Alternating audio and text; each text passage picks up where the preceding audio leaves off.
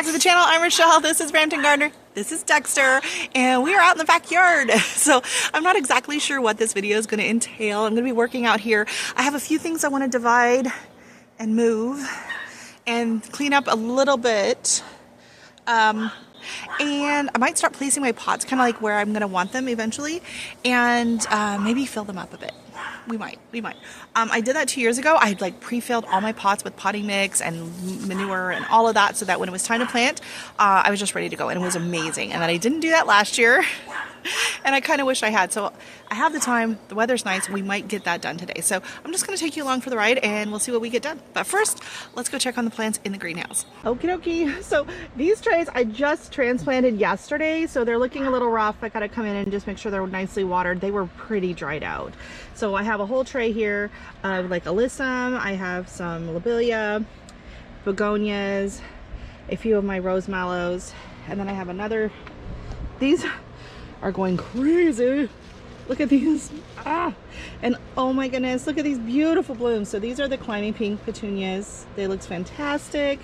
We got a bunch of my dwarf tomatoes in here. And actually, I think I saw a tomato on one of these the other day. Let's see. Go, look, we got a baby tomato. Yay. And this is probably a tiny Tim, I'm gonna assume, just from the color. It's a lot darker than the other ones.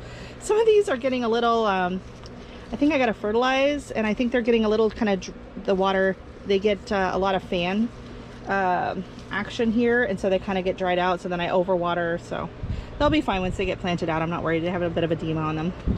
And then here's all my peppers. We got some blooms on some of these. I pulled off some, but some of my don't bother. This is my strawberry mint, and oh my gosh, oh, it smells so good. It tastes just like strawberry mint. It's crazy. And stand those guys back up. So I might have to pot up some of these soon. Now look at the size of these plants. Can you see this? And these are just in those 2-inch soil blocks. And look at them. They're getting really, really nice and big, and they're filling out, and they're quite happy in here. But I can pot them up, and if I do pot them up, I'm either going to put them into that container, the stacking container, or I'm going to put them into some of those foil, paper, what are they called? The paper bag, newspaper pots. Hi. You like gardening season, right? You like being out in the greenhouse and out in the garden. And then I potted up this tray yesterday as well.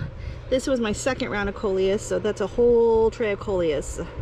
And I'm excited to see how they're gonna take off. So, all right, ready to go dig? Ready to go dig? You gonna help me dig? I'm afraid you might try and help me dig. Ooh.